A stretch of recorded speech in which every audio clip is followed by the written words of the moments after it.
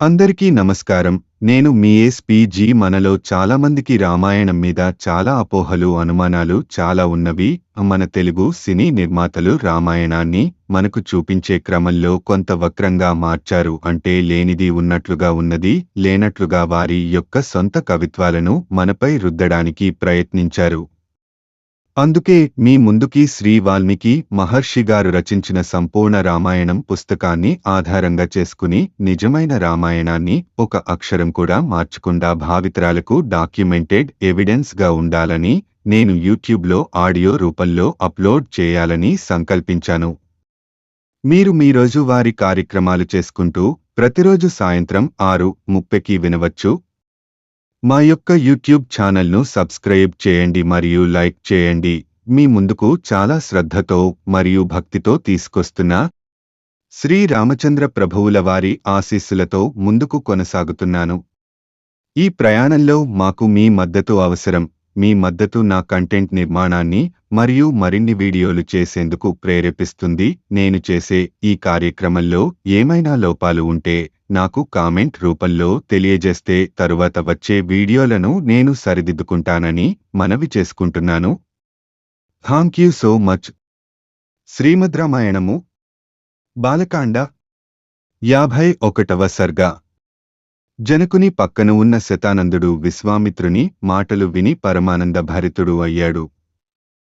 వెంటనే శతానందుడు విశ్వామిత్రుని చూచి సంభ్రమంతో ఇలా అన్నాడు: ఓ మహర్షి, శ్రీరాముడు మా తల్లి అహల్యను చూచాడా?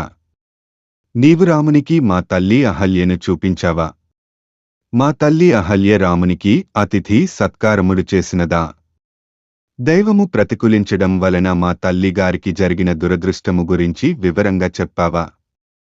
రాముని అర్చించిన తరువాత మా తల్లి అహల్య మా తండ్రి గౌతముని వద్దకు వెళ్ళినదా? మా తండ్రి గౌతముడు ఆమెను స్వీకరించాడా? నా తండ్రి అయిన గౌతముడు శ్రీరాముని పూజించాడా? అతిథి సత్కారములు చేశాడా? శ్రీరాముడు నా తండ్రిని ఆదరించాడా? గౌరవించాడా? మహాత్ముడైన నా తండ్రిని శ్రీరాముడు పూజించాడా అని శతానందుడగు ఆతురతతో విశ్వామిత్రుని ప్రశ్నించాడు. ఆ మాటలు విన్న విశ్వామిత్రుడు శతానందునితో ఇలా అన్నాడు: ఓ శతానందా, నేను చెప్పవలసినది అంతా రామునికి చెప్పాను. చేయవలసినది అంతా చేశాను.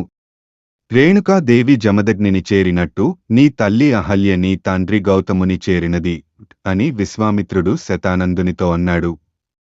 ఆ మాటలు విన్న శతానందుడు శ్రీరామునితో ఇలా అన్నాడు: శ్రీరామ, సకల మహిమాన్వితుడైన విశ్వామిత్రుని వెంట మా మిథిలకు వచ్చిన నీకు మా స్వాగతము.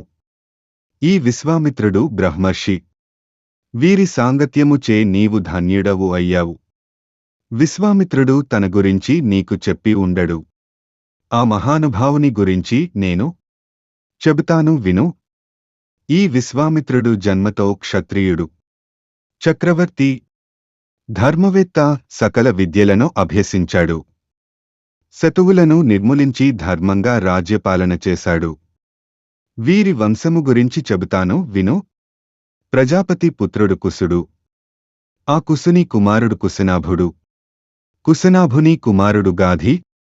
ఆ గాధి కుమారుడే ఈ విశ్వామిత్రుడు. అందుకే ఈయనను గాధేయుడు అని కూడా అంటారు. ఈ విశ్వామిత్రుడు 1000 సంవత్సరములు రాజ్యపాలన చేశాడు. ఒక అక్షౌహిణీ సైన్యముతో ఈ భూమి అంతా జైత్రయాత్ర చేశాడు. అందరు రాజులను ఓడించాడు. ఆ ప్రకారంగా నగరములు, అరణ్యములు, ఋషివాటికలు అన్నీ తిరుగుతూ వశిష్ఠుని ఆశ్రమమునకు వచ్చాడు. వశిష్ఠుని ఆశ్రమము వన్యమృగములు, ఫల వృక్షములతో చాలా ప్రశాంతంగా ఉంది. ఎంతో మంది దేవ ఋషులు, దేవతలు, బ్రహ్మ ఋషులు వశిష్ఠుని దర్శనార్థము ఆ ఆశ్రమమునకు వచ్చి వెడుతూ ఉండేవారు. ఆ ఆశ్రమములో ఉన్నవారికి ఈర్ష్య, ద్వేషములు, కోపతాపములు, అసూయ లేవు. వాలఖిల్యులు, వైఖానసులు, ఋషులు జపములు, హెమములు, తపస్సు చేసుకుంటూ ఉంటారు. కొంతమంది ఫలములనే ఆహారము తీసుకుంటూ, కొంతమంది కేవలము నీరు తాగుతూ, మరికొంతమంది కేవలం గాలి పీలుస్తూ తపస్సు చేసుకుంటూ ఉండేవారు. ఆ ఆశ్రమములో ఎటుచూచినా పవిత్రత, ప్రశాంతత వెళ్లి విరుస్తూ ఉండేది. అటువంటి ప్రశాంత వాతావరణములో ఉన్న వశిష్ఠుని ఆశ్రమమునకు వచ్చాడు విశ్వామిత్ర మహారాజు. శ్రీమద్ రామాయణము బాలకాండము 51వ సర్గ సంపూర్ణము. ఓం తత్సత్ ఓం తత్సత్ ఓం తత్సత్.